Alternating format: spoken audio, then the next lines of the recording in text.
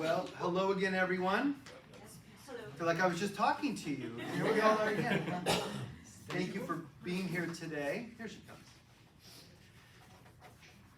This is going to be quick. I don't have a lot that I'm going to go over, but if you have questions, I'll stay as long as I need to answer your questions. You might want to hang out and hear the questions, because a lot of times if someone has a question, it's also a question that you might want to know the answer to. But after I just kind of go through quickly the itinerary here and the registration form, you're free to slip out and take off if you'd like to. So everyone have a copy of this, because we're going to go through it here together. So this trip is going to be March 6th, which I believe if you look at your calendar, it's a Wednesday, 2024. So we're leaving here. We're going to depart here at about 7:30 in the morning. We've figured out the best way to do this is to rent a bus. We're all going to share the cost of that bus. It's about $6,000, $5,800, and we're just going to divide it up. And that's round trip, so it's basically $2,900 each way to and from San Francisco Airport. It should be about $125 to $135 a piece per person. That way we don't have to pay for parking at an airport. We leave our car here, and we have a comfortable luxury, very, very luxury coach directly to the gate at San Francisco International Airport. We don't have to worry about traffic. We don't have to worry about paying for gas, again, or paying for parking. Thank you so much, Constance. And again, if you prefer to drive yourself, or you have family in San Francisco and you want to stay in San Jose with family and meet us there, that's a possibility, but I would strongly suggest that we all stay together, because if one person ends up missing the bus or missing the plane, or not arriving on time, and then the whole tour can't wait for one individual, but then it's going to set everything back. So it's probably best if we all meet here 7:30 in the morning that Wednesday on March 6th, and we all ride together on that coach to San Francisco Airport. I don't have the details of the flight. I think the flight leaves at 2:30 or 3 o'clock in the afternoon. Whatever it is, we'll have plenty of time to get there, because that's what these buses do. I mean, they run people back and forth to LAX and San Francisco, so they know the traffic. They have access to the toll roads to avoid traffic and so forth. We are going to be returning on Saturday, March 16th, 2024, and I believe that we should be back here from San Francisco Airport, again, on the bus, returning here by mid to late afternoon. And we'll get you all the details as we get a little closer. We still have like 11 months, or 10 months, so we still have plenty of time to get you the details. All these details are already worked out. I just don't have the specific times in front of me. So the cost is $4,390 per person. That's for double occupancy. If you decide you're a single woman or a single man and you want to have your own room when you go to Israel, you could do that. You could have your own room, but then you're going to pay a little bit more. It's going to be an additional $990, and then that way you'd have your own hotel room for the 10 nights that we're staying in Israel. Obviously, if you are traveling alone, not with a spouse or a loved one, and you want to share a room, a sister with another sister, a brother with another brother, we will work that out as well and match you up with someone to room with and bunk with over in Israel. Otherwise, it's $4,390 per person. Again, that does not include the bus ride to and from the airport, which will be another $125. What's that? Oh, sorry. Dave, I thought you were talking to me. Another $125 or $135 for the bus trip.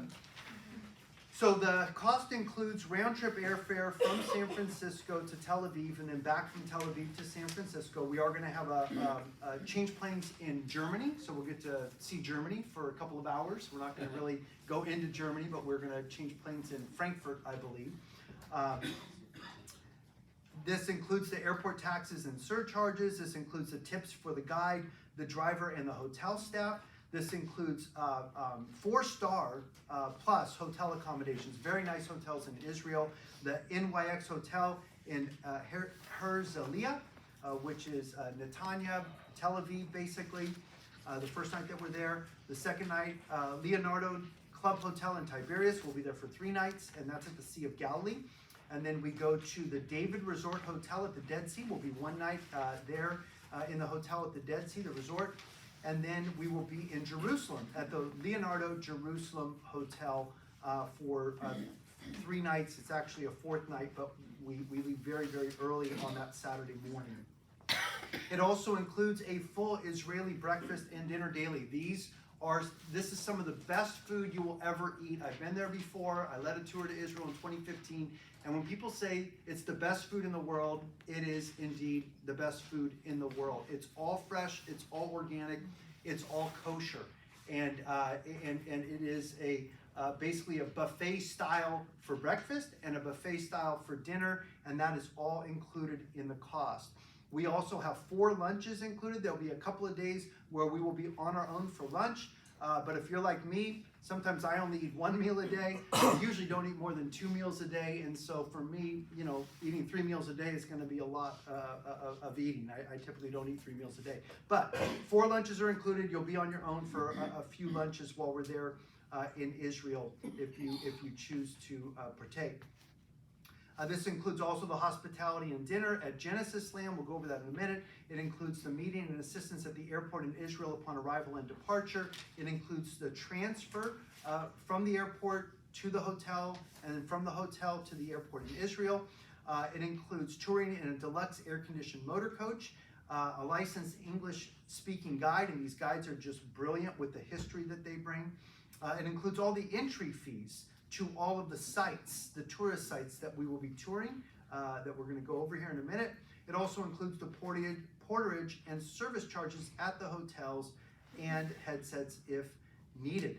The only other thing that this does not include, this cost, is travel insurance, because travel insurance is basically voluntary. It's voluntary. So if you choose to get the travel insurance, it's a good idea, but it's not required. We'll go over that here in a minute as well. Obviously, personal expenses, anything that you want to buy, souvenirs, etc., that's going to be on your own dime. But this is a very, very inexpensive trip to go to Israel for 11 days at 4-star hotels, I'm telling you.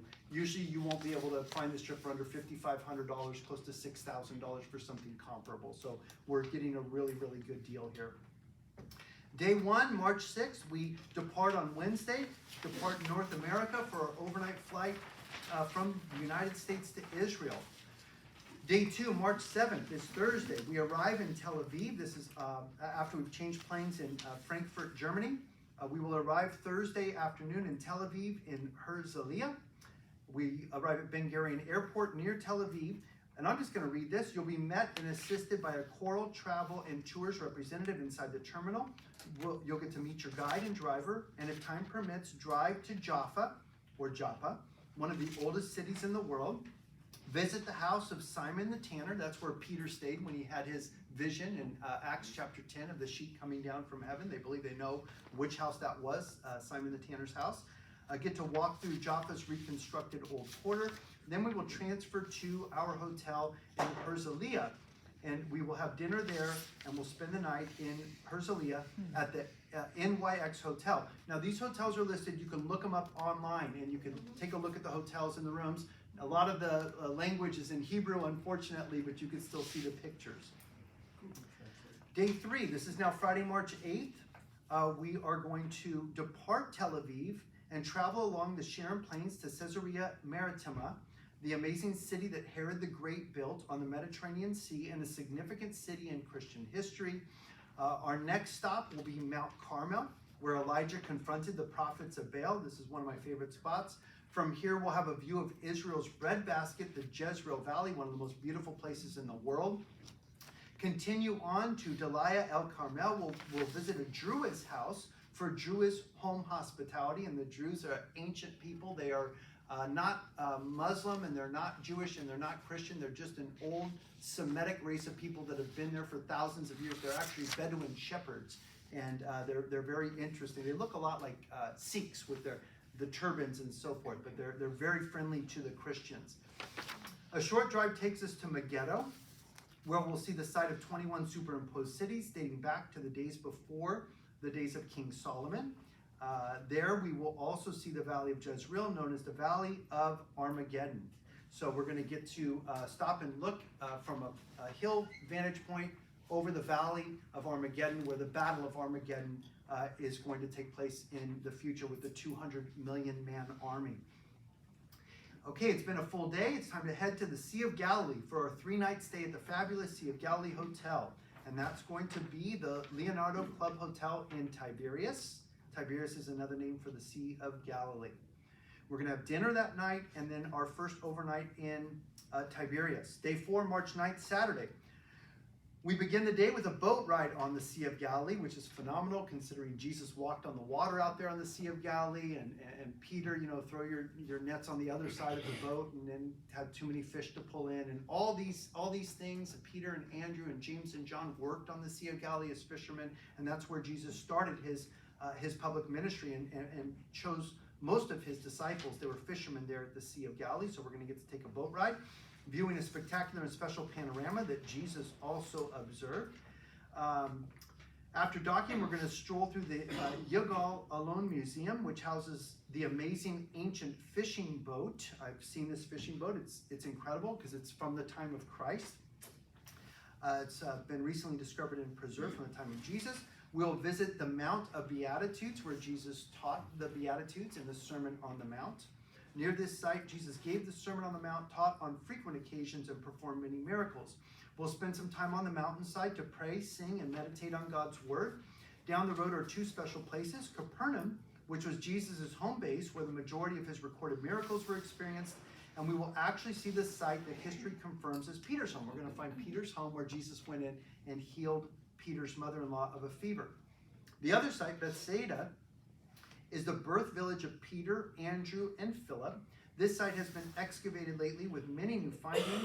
For lunch, you will have the St. Peter's fish, which they believe it's a fish from the Sea of Galilee that they farm now, but it's the same type of fish that Peter would have been fishing for 2,000 years ago. After lunch, we'll visit Chorazim and Sea of Excavations. We will see the synagogue and the seat of Moses. A stop on the shore of St. Peter's Primacy, where the event of John 21 took place, probably there. That's where Jesus asked Peter 3 times, "Do you love me, Peter?" "Yes, you know that I love you. Feed my sheep." And Jesus restored Peter back to himself there in this place. Afterwards, we'll drop by the recent discovery of biblical city Magdala, where Mary of Magdalene originated. And it's supposed to be one of the most phenomenal, I believe it's a synagogue there that they've uncovered from the time of Christ. This is a newer site that they've just recently discovered. We conclude our day with a memorable and important visit to Yardenit. This is where we can be baptized in the headwaters of the Jordan River, a pastoral site on the Jordan River where many choose to be baptized. It is optional if you want to be baptized. And we'll, make sure you do bring a bathing suit with you, because there will be opportunities, especially to go into the Dead Sea and float in the waters of the Dead Sea as well.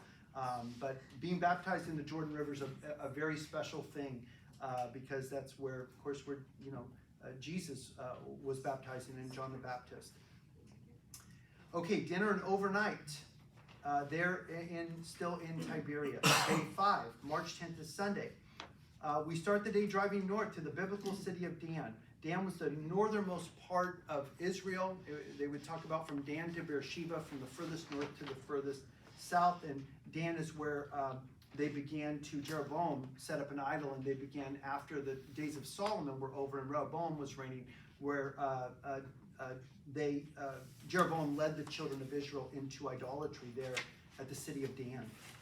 Here in 930 BC. They say BCE because everything over there in Israel is CE or BCE on all their monuments, because they're trying to erase the Catholicism and the history of the abuses of the Catholic Church and the Crusaders. And sadly, the church has been very, very bad to the Jewish people throughout history. The organized church, as it were, through the Crusades and the of course, Hitler claimed to be a Christian during the Holocaust and the Spanish Inquisition. The Spanish Catholics were terrible to the Jews, and so the Jews have a pretty bitter taste in their mouth with organized Christianity. They love us. They love the evangelical Christians because we don't believe that we've replaced Israel. We believe that God still has a plan for Israel and for the Jews. So we will sit on a site where King Jeroboam built an alternative temple for pagan sacrifices. We will also see a recent archaeological dig that uncovers a remarkable mud brick city gate entrance from the time of Abraham. So you're talking a mud city gate from 4000 BC. Nearby, next page, we'll stand on the exact spot at the ancient Dan city gate where the only extra biblical discovery ever was found to mention David, as the house of David was discovered in 1992. Close by is Caesarea Philippi, the corrupt center of Baal and Pan worship built to honor Augustus Caesar by Philip, Herod's son, in 14 AD. It was here that Jesus asked Peter and the disciples a profound question.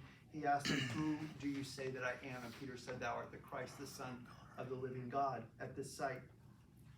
We will visit the Nimrod fortress as well, that was built as a defense fortress on the way to Damascus. Now, there's some really, really cool architecture here from the time of the Crusaders and the Knights Templar. It's very, very interesting. It's like a castle, and you get to walk all around it. It's an ancient, 1100-year or 1000-year-old structure, this Nimrod's castle, or Nimrod's fortress. They also believe that Paul the Apostle met Jesus somewhere along this road, on the road to Damascus, where Jesus knocked him down and basically saved him. After lunch, we will continue our sightseeing with a dramatic stop at Mount Bental, a former military outpost and site of a key battle and Israeli victory in the 1973 Yom Kippur War. This view offers a magnificent panorama of Mount Hermon and Syria. You can actually see Syria from there. Last time I was there, in 2015, there was a war raging in Syria, and you could hear the bombs and so forth from this spot with the civil war raging there. It's quieted down a lot now. It is a mountaintop UN observation post on the Syrian border, so you actually see the United Nations soldiers there with their blue uniforms on and their blue hats, as they're kind of like in between Syria and Israel. We're going to stop at the Olia Essence to see the olive press. It's a little shopping area, and return to Tiberias, the Sea of Galilee, for dinner and overnight hotel in Tiberias. Day 6, March 11th, Monday, we head out to the Dead Sea. A climactic day begins at Beit Shean, a historic city and site of one phenomenal moment. The Philistines hung the bodies of King Saul and his 3 sons from the city walls there after their defeat. What we actually see are the spectacular ruins of a 1st century BC Roman city named Scythopolis, which was built adjacent to the original site. We depart Beit Shean. There's a short stop at Qasr El Yahud, the site where John the Baptist baptized Jesus. So we'll actually get to go where Jesus was baptized. We're not going to go into the water. It's very muddy and it's very, very crowded. And so we'll baptize in the Sea of Galilee at the headwaters of the Jordan River. It's more set up and it's cleaner, and it's a better place to baptize actually. But we'll get to see the spot where Jesus was baptized there from John the Baptist. And we're heading south now, and we'll end the day with a visit to Qumran, the site of perhaps the greatest archaeological find of all time. It was here that a shepherd boy discovered the Dead Sea Scrolls in 1947. And the Dead Sea Scrolls are incredible because the entire Old Testament was found there, dated to 200 years before Christ. All the prophecies of Jesus from the Old Testament, especially Psalm 22 and Isaiah 53, were discovered hundreds of years before the birth of Christ at the Dead Sea Scrolls at Qumran. So nobody could say that somebody came later and made it all up and to make it look like Jesus fulfilled them. They have scrolls that are dated hundreds of years before the birth of Christ of the entire Old Testament, and they were found there in Qumran. Then we make our way down to the Dead Sea, and we're going to have dinner at the hotel at the Dead Sea, and this is the David Resort Hotel at the Dead Sea, and this is one of the nicer hotels that we're going to be staying at on our trip. Day 7, March 12th, Tuesday. Today we're going to start the day with a relaxing morning floating on the Dead Sea, or enjoying some Dead Sea spa treatments. Some of the best spa treatments in the world come from the Dead Sea mud. You can go down there, lather yourself up with all the mud you want at the Dead Sea, go in the water and rinse it all off, and you'll save yourself thousands of dollars of having to pay for it in a spa somewhere. Or they have spas right there on site if you don't actually want to go into the Dead Sea. They have spa treatments, massages, Dead Sea products, and they have the Dead Sea water, where you cannot sink in this water. It's too saline. There's too much salt in it to go under the water. You just float in the hotels there. So we're going to pretty much have the morning off that morning to just enjoy the area of the Dead Sea.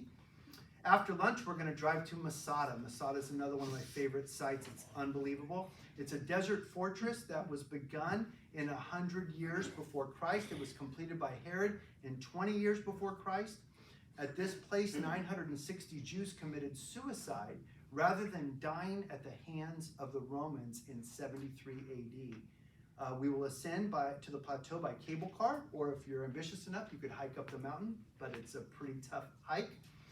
And we will explore this engineering feat. Masada is something that will blow your mind. It's on the top of a mountain. It's a mountain fortress, and it was the last area in the Roman Empire that was not surrendered to Rome. It was a group of Jews, Essenes, who were, some of the types of Jews who wrote the Dead Sea Scrolls, and they were very religious and very legalistic, and they even thought that the priesthood was corrupt and the temple was corrupt, and so they formed this little enclave on the top of this mountain fortress where the Roman soldiers could not get to them. And eventually the Roman fortresses built a buttress up to climb to the top of this mountain, and when they got there, all the Jews had killed themselves. They all committed suicide rather than surrendering to the Romans. So it talks about also the strength and the character and the defiance of the Jewish people. Afterwards, we visit En-Gedi. En-Gedi is where David hid out from King Saul and was in the cave where King Saul went to use the restroom, and David could have killed him, but he didn't. We're going to go there.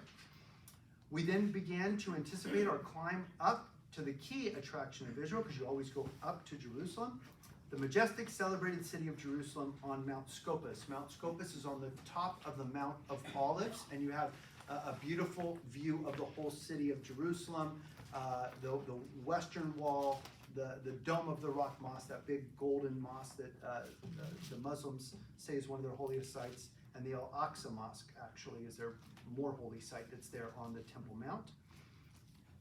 Then we head to our hotel in Jerusalem, dinner and overnight in Jerusalem, and again, that's the Leonardo Jerusalem Hotel. These are all 4-star hotels, very, very nice hotels. Day 8, March 13th. Today we start our Jerusalem experience with a drive to the Mount of Olives. Nothing will prepare you for the breathtaking vista of the holy city from the Mount of Olives. And again, Mount Scopus is just above, actually, the Mount of Olives. We will walk the Jesus route down the Palm Sunday Road to the Garden of Gethsemane. So we're going to go into this grove of olive trees that are thousands of years old. Some of these olive trees are 2,500 years old. They're massive. And no doubt some of these same olive trees were there when Jesus was agonizing, sweating drops of blood, pleading with the Father, if there's any other way, let this cup pass from me. So this is the Garden of Gethsemane. Pausing to remember the passion of Jesus. Then we drive up to Mount Zion. We visit the upper room and the house of the high priest Caiaphas. So the upper room is where Jesus gave his upper room discourse, his last lesson, where he washed the disciples' feet in John chapter 13, 14, 15, 16, and 17. We're going to see the house of the high priest Caiaphas as we know it today, under the name of St. Peter in Galakantu. At the biblical city of David, the ancient ruins of the original Jerusalem that David conquered. So now you're going back 3,000 years or 1,000 years before Christ. After descending through the old city excavations, we will reenact history by walking through Hezekiah's tunnel. This is an amazing thing to do, at least one time in your lifetime. A 1,750-foot hand-hewn water tunnel that ends at the Pool of Siloam. And we'll talk about the story of Hezekiah, how he was being surrounded by the Assyrian army, and he ordered his engineers to find a way to bring water into the city of Jerusalem so that when they were surrounded, that they would still have fresh water. And so we get to actually go through this cave that starts outside the city and ends up inside the city of Jerusalem. And it was hewn out by hand over 1,750 feet just through solid rock. One group started on one side of the mountain, the other started on the other, and somehow they ended up connecting together. And this is, almost 2,800 years ago they were able to do this. And water still runs through it today, so you get wet, you kind of walk through the water, you have like a little headlamp on. And again, you don't have to do this if you don't want to, if you're claustrophobic or you're scared of the dark or something, but it is pretty phenomenal. Pretty phenomenal. Scared of the dark and claustrophobic. And claustrophobic. You check two as well. Yeah, there's a dry lighted way you can walk on the side that runs parallel. So this is Hezekiah's tunnel. It ends at the Pool of Siloam, and the Pool of Siloam is where Jesus ministered and healed a man there in John chapter 9. Flashlights and water shoes will be needed. They provide that for you. You rent it when you're there. We then have a spectacular moment at the southern steps of the Temple Mount, getting to see where Jesus sat and taught. And we end the day with a walk through the Rabbinical Tunnel. And I believe the Rabbinical Tunnel is the old 2,000-year-old tunnel that you go way underneath the city of Jerusalem, and you get to see the foundation stones that are 1,000,000 pounds. They're massive stones that somehow, without the help of aliens, they were able to move these stones. King Herod was able to put these stones there. It's going to blow your mind because you wonder how they could do it today with all of our technology and engineering. And it'll also give you an idea where Jesus says not one stone will be left upon another. These stones were the foundation stones of the city of Jerusalem of Jesus' day. Again, overnight in Jerusalem. This is our second night in Jerusalem. Day 9, March 14th, Thursday. After breakfast, we enter the Temple Mount, the site of the first and second temple, which is the most fought over land on earth. It's literally the most highly contested piece of real estate on planet Earth. Since 638 AD, the Muslims have had control of the Temple Mount, with a brief respite during the Crusades, when the Crusaders came around 950, 1000 AD. The Dome of the Rock holds court visually, bless you, but it is the Al-Aqsa Mosque that holds the prestige as the third holiest site within Islam. Both were constructed around 700 AD. After our time at the Mount, we will exit through the St. Stephen Gate to see the blocked Golden Gate from the outside, and we'll look at the prophecy in Ezekiel where God prophesied that that gate would be shut until the Messiah comes, Jesus Christ. When Jesus comes, he's going to blow the doors of that gate on open, and that's how he's going to come into Jerusalem. Re-enter the city and visit St. Anne's Church and the Pool of Bethsaida, John 5:1, where Jesus asked the man, do you wish to be made well? So another place where Jesus was healing. From here, we begin a famed walk down the Via Dolorosa, the Way of Sorrows. We walk through the Jewish quarter to the Western Wall, or the Wailing Wall, the holiest site in the entire world. And if conditions allow, we will actually go to the wall. The men, I don't believe, I'm sorry women, I don't think the women are permitted. There may be an area where the women are permitted to go to the wall, but in this area, only the men are permitted because it's run by the Orthodox Jews, and the men have to wear a yarmulke to cover their head to go up to the wall. And you could write a prayer, and you go up to the wall, and you put the prayer into the crevices between the rocks on the western wall, and they will take those prayers and they bury them every day, the rabbis, underneath the city walls of Jerusalem.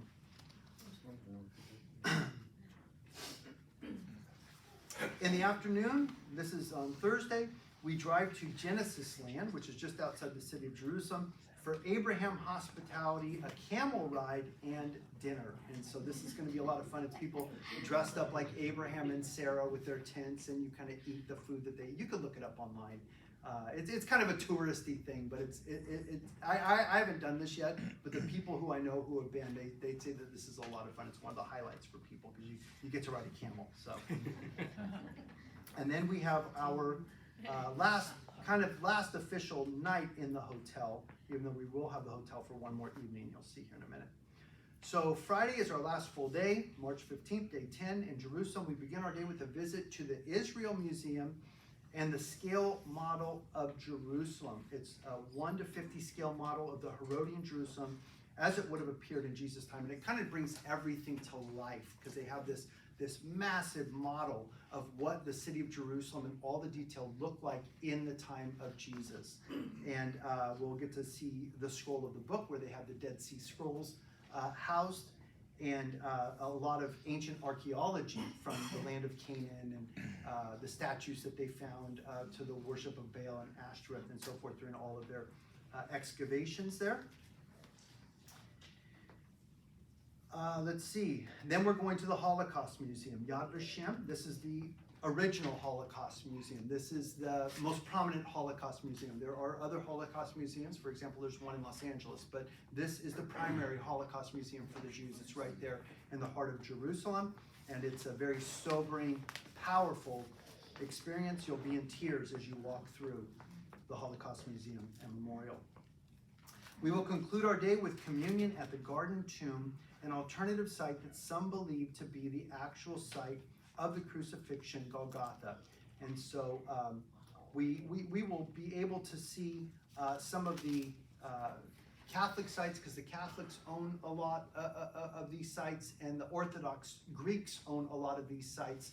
But this is a site that really is outside the city of Jerusalem that would have more likely been a place, and it looks like a place where Jesus could have been buried.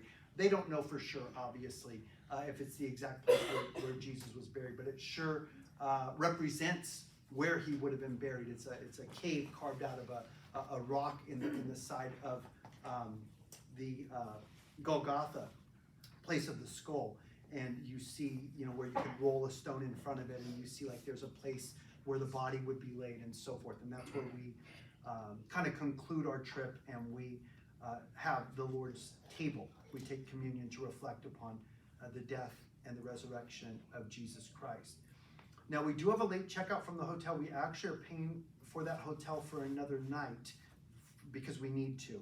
We're going to go back to the hotel, change clothes, get all of our stuff packed up. It'll probably be late afternoon. And then at about 6 o'clock, 5:30, 6 o'clock, we're going to jump in our bus and we're going to head to Tel Aviv. It's about a 45-minute drive depending on traffic. It is Shabbat, so the traffic should be very, very light actually at this time because the Jews don't really go anywhere, the religious Jews, on Shabbat, and Shabbat starts at sundown on Friday night.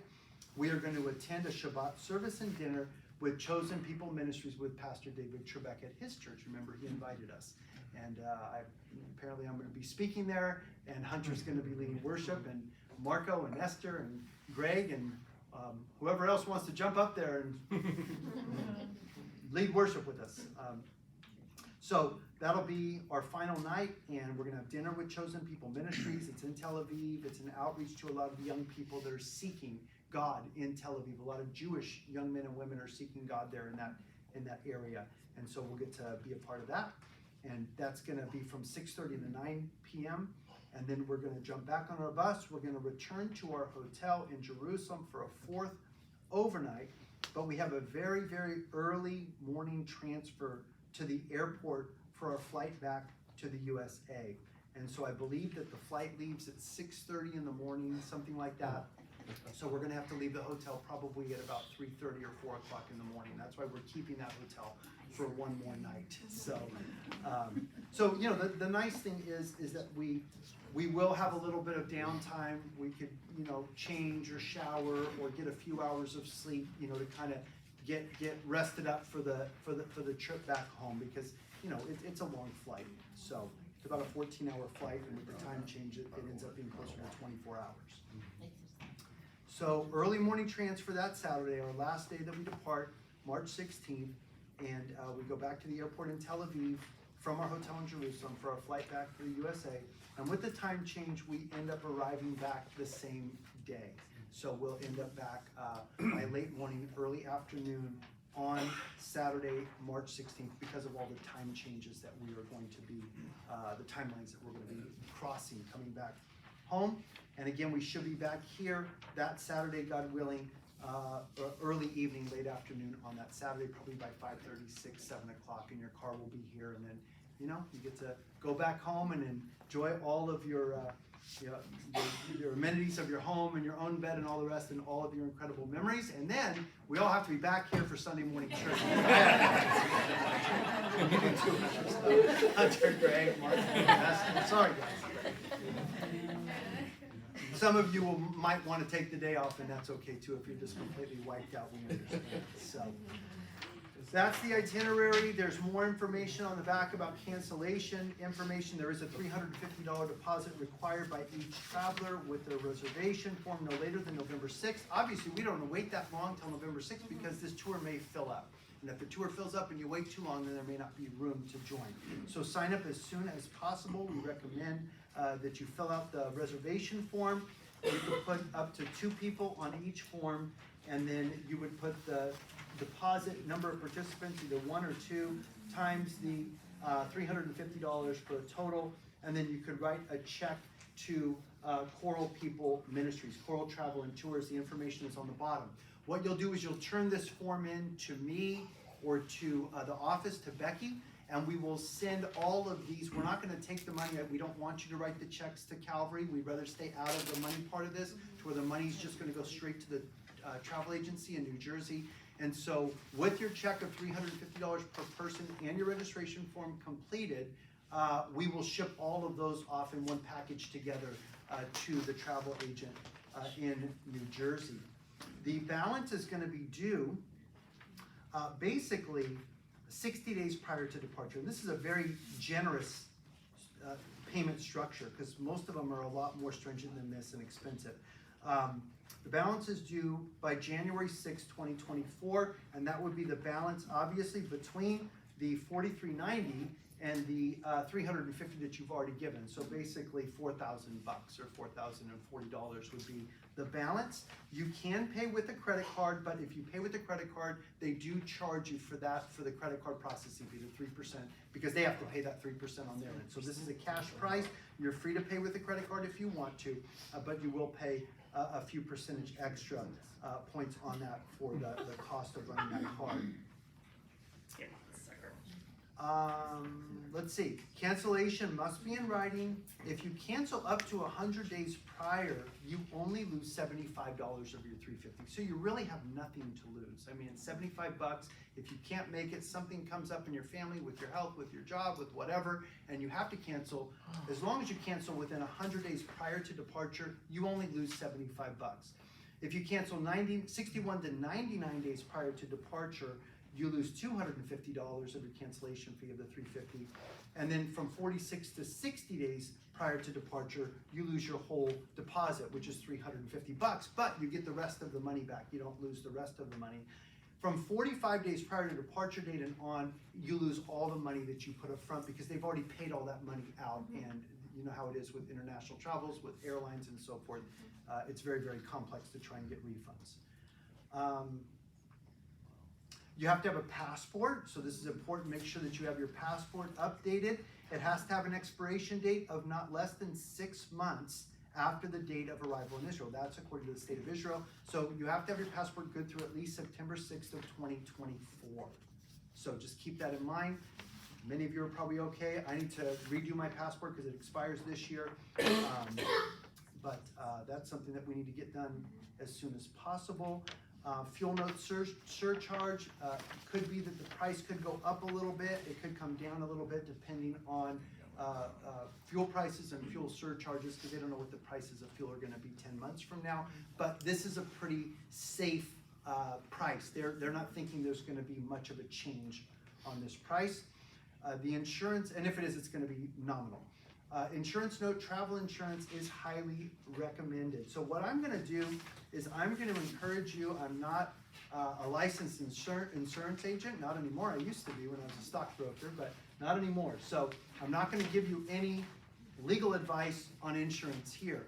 I'm going to encourage you, take a look at this form. It's $219 per person if you want to add it, because our trip cost is between $4,000 and $6,000.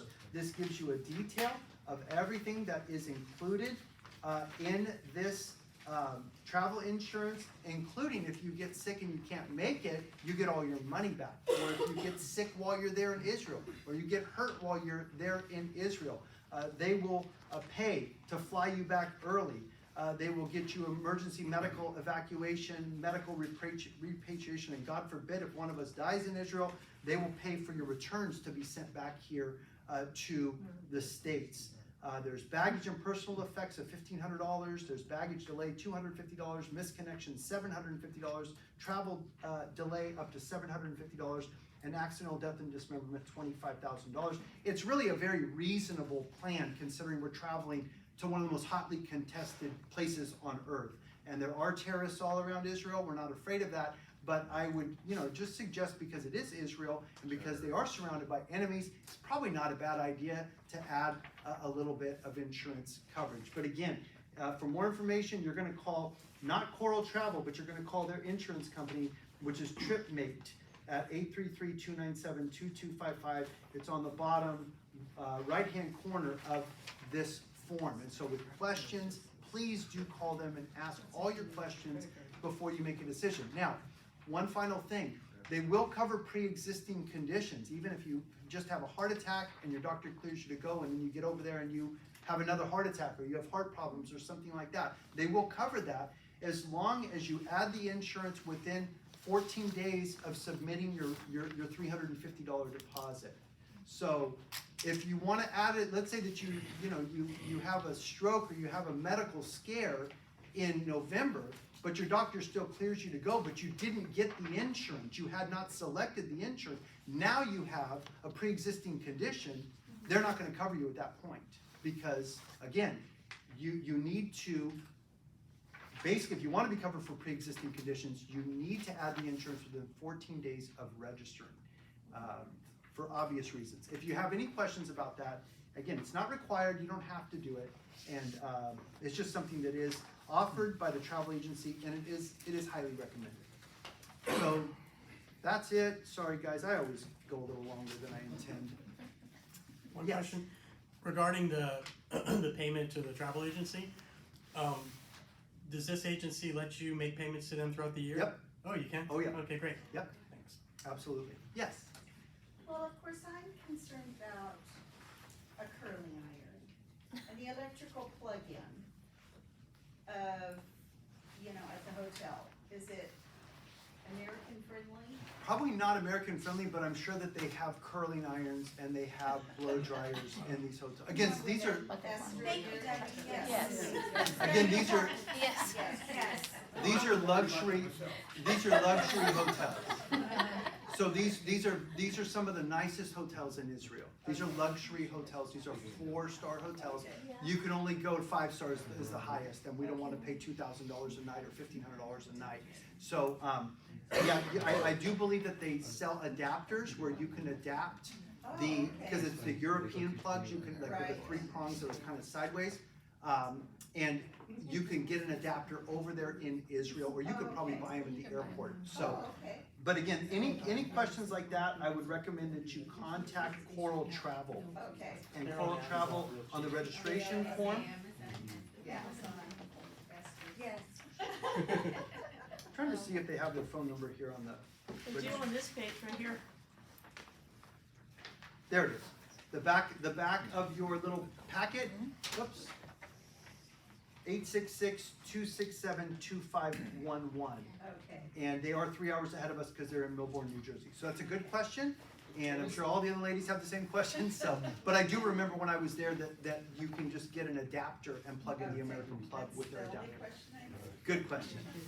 So with the tours, with the Holocaust Museum and another museum, does that include the museum where they're showing the Third Temple and all the different attributes they have for that temple?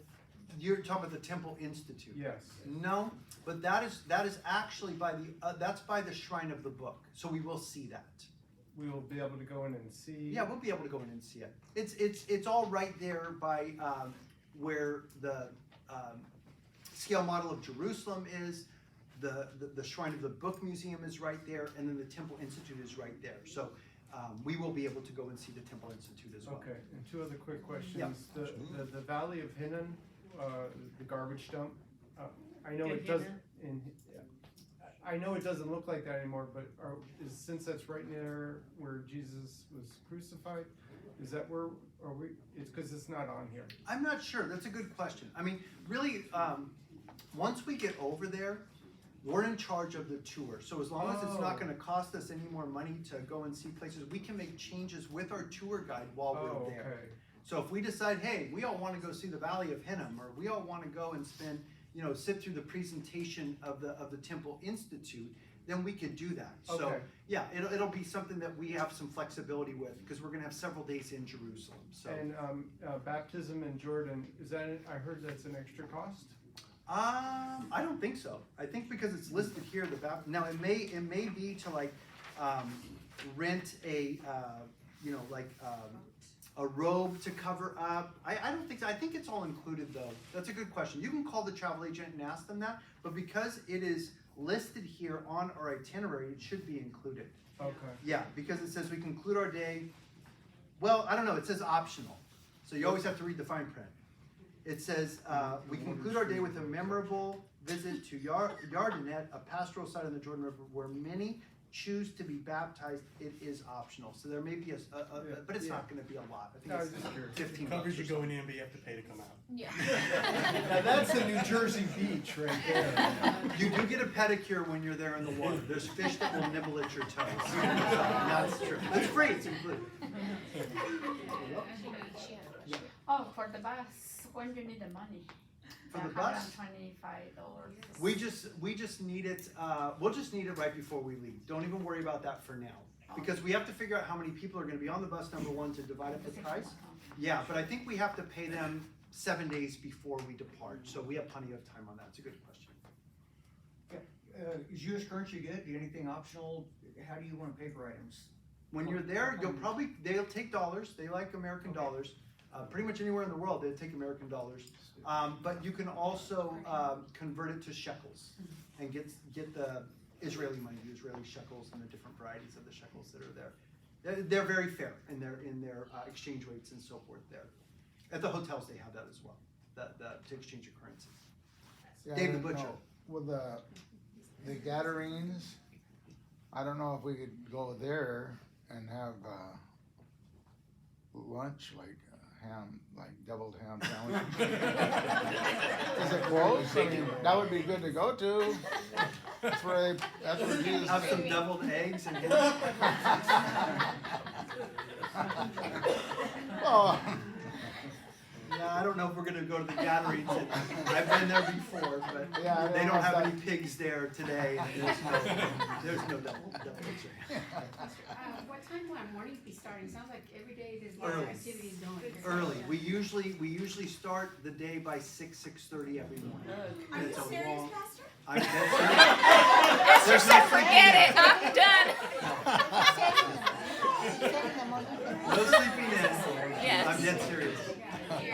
Sometimes the bus leaves at 6:30 in the morning, so you have to be ready and have breakfast prior to that.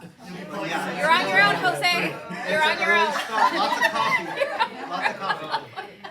If you have a bathroom on the bus though, you can do your makeup in there, right? That's true. We don't have them on the bus. Yeah, well, look good, but you can do it on there.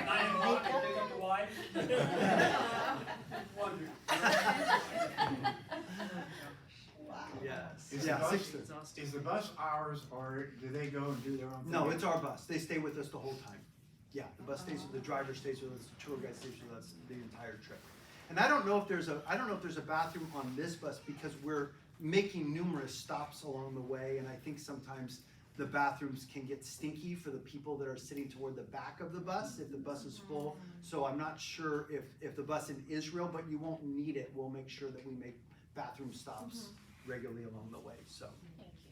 Then my little sister's gonna go with us, and she was asking about clothing for that time of year, and then also because what you said about the Western Wall, where the ladies may not be, and the men have to wear the. They provide all that for you. Okay. Yeah. Is there ever, somewhere where we're gonna visit, she was asking where the women would be required to cover? I don't remember that. I don't think so. No, I don't believe so. But if it is required, they'll provide that for you. Yeah, the yarmulkes they provide for the men, the priests do there at the temple. or not the temple, but at the Wailing Wall.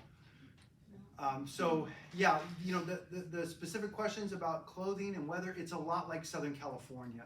The weather's very similar to Southern California. It's at the same latitude as Southern California. And so, but we will be traveling to the Dead Sea. It'll definitely be hot and dry in the Dead Sea because it's right there toward the Sinai Peninsula, where the children of Israel wandered for 40 years in the desert, right next to Jordan. Matter of fact, on the other side of the Dead Sea is the nation of Jordan. So we'll actually get to see the nation of Jordan when we're there. When we go to the baptismal site outside of Jerusalem where Jesus was baptized by his cousin John, on the other side of the Jordan River, you'll see Jordanians, you'll see Jordanian military on the other side of the Jordan River. That's the nation of Jordan. And then the Dead Sea, it's very arid, it's very dry, it's very hot. It's the lowest place on earth, actually, where the Dead Sea is. So when we go up to northern Israel, it's colder because you're going up to the mountains, and so it gets cooler. So, you know, you just want to have enough to cover up with a jacket, a light jacket if you need it. Just bring one with you.